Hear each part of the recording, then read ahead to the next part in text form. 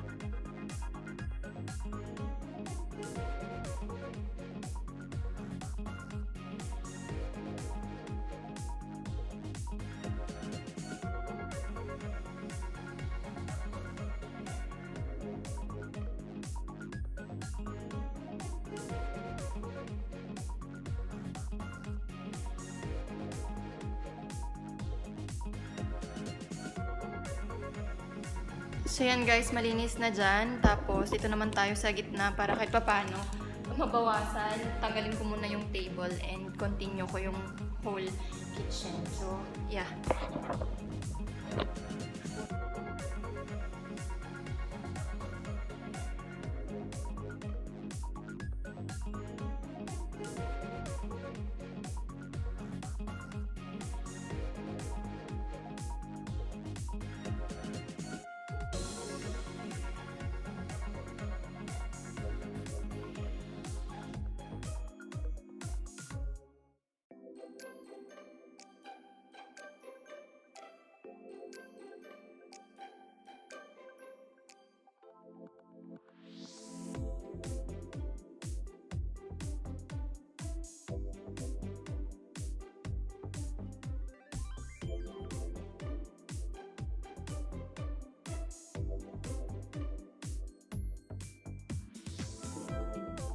So yan guys, next dito naman sa kabilang side, ayan, tapos proceed tayo sa kitchen mamaya doon. Yung talagang pinaka-messy na part, hindi pa ako naglinis doon, so yun.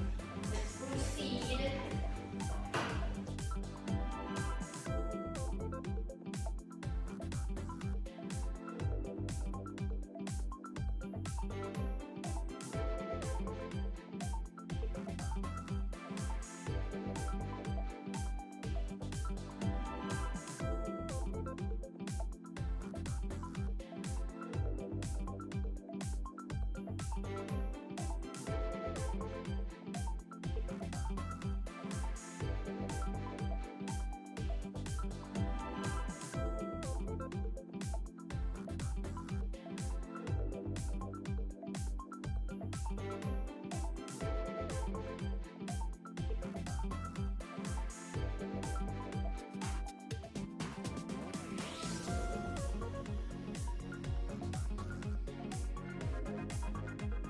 Tignan nyo yung mga yan guys, sobrang gulo.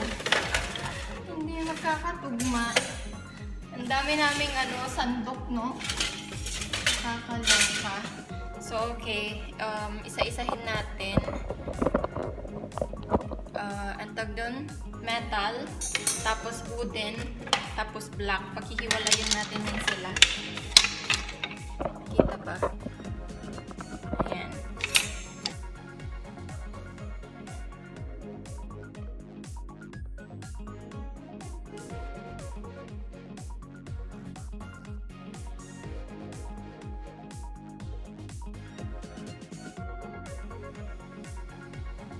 So, ayan, na-sort out ko na sila. Ito yung mga wooden, ito yung mga black, tapos ito yung mga small, and then metal. Yan. Punas naman ulit dito, guys.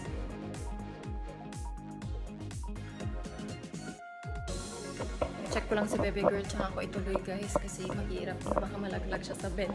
Tatalon siya. Natutulog pa rin siya. Nasa kama kasi. Kapag ilalagay ko siya doon sa crib niya, mababaw lang yung tulog niya, especially daytime. Nakikita niya, nasisilip niya doon sa may kortina na may light. So, daytime ang peg ng niya. Kaysa doon sa bed namin, dark, tapos may mga pillow akong nilagay. So, next ay ang pinaka-hate ko. Maghugas ng mga pinagkainan at pinaglutuan. Pero push, guys.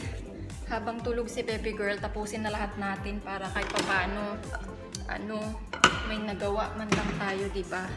Kaya bilisan na natin ng bongga bells.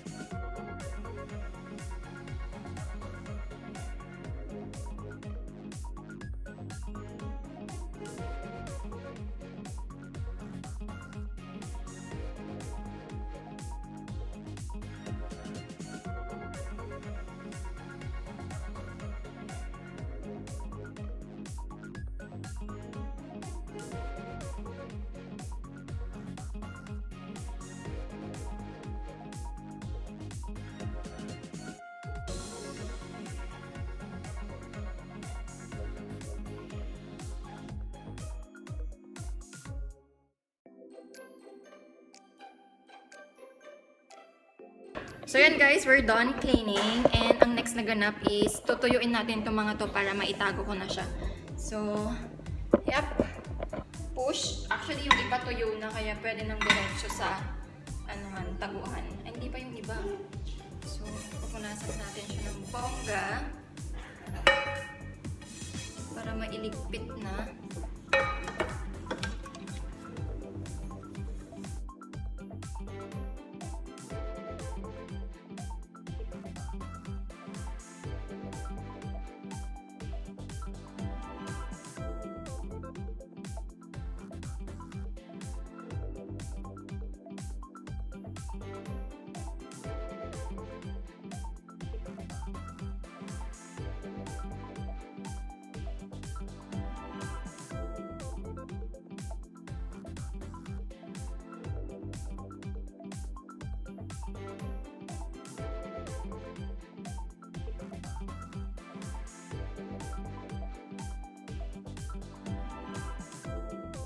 I'm done guys. Ayan. Panlinis tayo. Sana ganito ako kasipag lagi.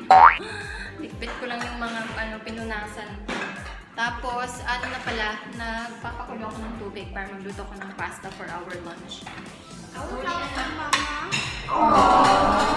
Thank you for helping me. Slowly, okay? Aka na, lalagay ko. Okay. Ito pa. And the pan, you put it in the pan area.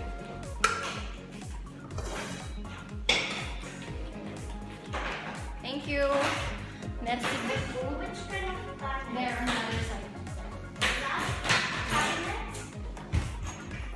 Say Fini!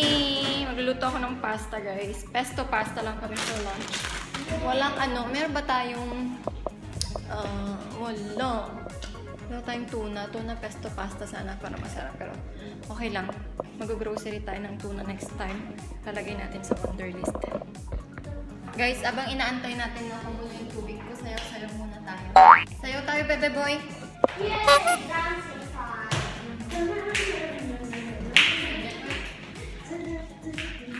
Ang pawala ng pagod ba?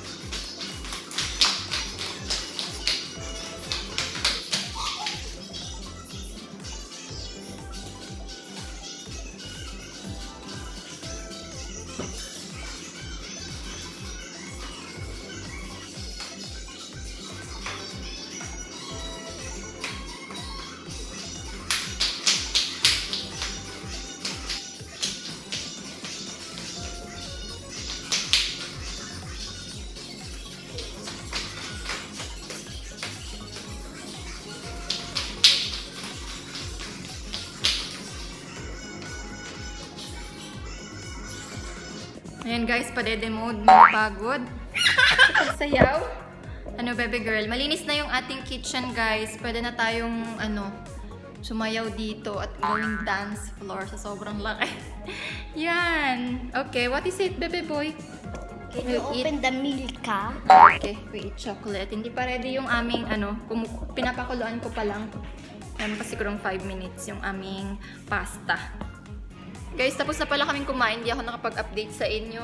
Nakalimutan ko. Well, actually, nag-edit kasi ako ng video. Kaya, kain-edit ang peg ko. Anyway, right now, pahinga mode na kami, guys. Bago kami mag-nap time, manonood lang kami ng, French movie. So, yan. Balikan ko ulit kayo mamaya. Kain tayong cornic, guys, while watching a movie. One eternity later. Guys, luto mode na tayo. Luluto ako ng bulalo. Pinapakuluan ko lang yung tubig, tapos ilalagay natin yung beef shank, onion, tsaka peppercorn. Ano pa bang nakalimutan ko?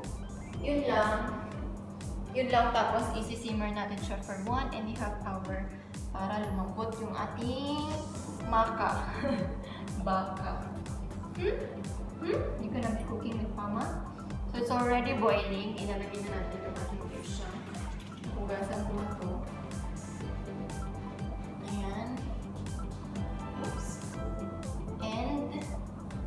Size lang na onion.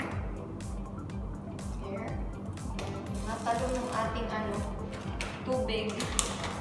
Sisimmer natin siya. Then, peppercorn. Siguro 10 pieces. Hindi. More than yata nilagay ko. Basta, yan. Ang pabango. So, yan. Pakuluan lang natin ng very slight. And isisimmer natin for 1.5 hour. So, yan guys. Tapos na yung niluluto ko. Ayan, medyo mainit-init pa. Ta-transfer ko lang siya sa lalagyan para mukha namang maayos tignan. Medyo durug-durug na yung mga cabbage. Pero hindi ko sila kasi nilagay sa ilalim. Nasa ilalim yung mga mais, tsaka beans, tsaka yung beef shank.